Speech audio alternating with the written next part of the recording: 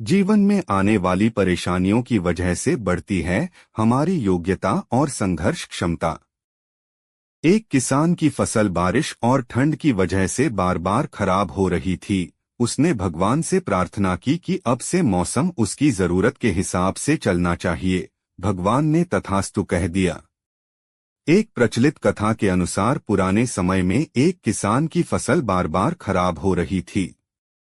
कभी तेज बारिश की वजह से, कभी तेज धूप की वजह से, कभी ठंड की वजह से उसकी फसल पनप नहीं पा रही थी।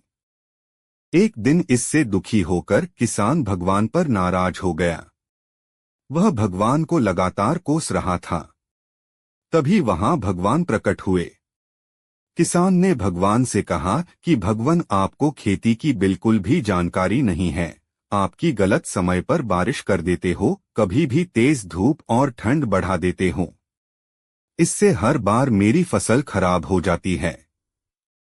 आप मेरी अगली फसल तक मेरे अनुसार मौसम कर दीजिए। जैसा मैं चाहूं वैसा ही मौसम रहे। ये बातें सुनकर भगवान ने कहा कि ठीक, अब से ऐसा ही होगा। ये बोलकर वे अंतर्ध्यान हो गए। अगले दिन से किसान ने फिर से गेहूं की खेती शुरू कर दी। अब जब वह बारिश चाहता था तब बारिश होती, फसल के लिए जब उसे धूप की जरूरत होती तब धूप निकलती। इस तरह उसकी इच्छा के अनुसार मौसम चल रहा था। धीरे धीरे उसकी फसल तैयार हो गई। हरे भरे खेत को देखकर किसान बहुत खुश था। जब फसल कटाई का समय आया तो उसने देखा कि फसल की बालियों में गेहूं थे ही नहीं, सब की सब खोखली बालियां थीं। ये देखकर उसने फिर से भगवान को याद किया। भगवान प्रकट हुए तो इसकी वजह पूछी। भगवान ने कहा कि तुम्हारी फसल ने बिल्कुल भी संघर्ष नहीं किया है, इसी वजह से ये खोखली हो गई है।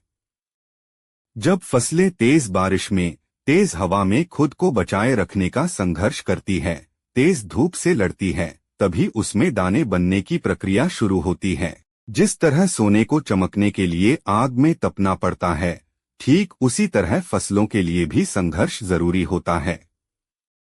ये बात किसान को समझ आ गई और उसे अपनी भूल का एहसास हो गया। कथा की सीख। इस कथा की सीख यह है कि जब तक हमारे जीवन में बाधाएं नहीं आती है, तब तक हमारी प्रतिभा में निखार नहीं आता है। बाधाएं ही हमें साहसी बनाती हैं। परेशानियों की वजह से ही हमारा सही विकास होता है।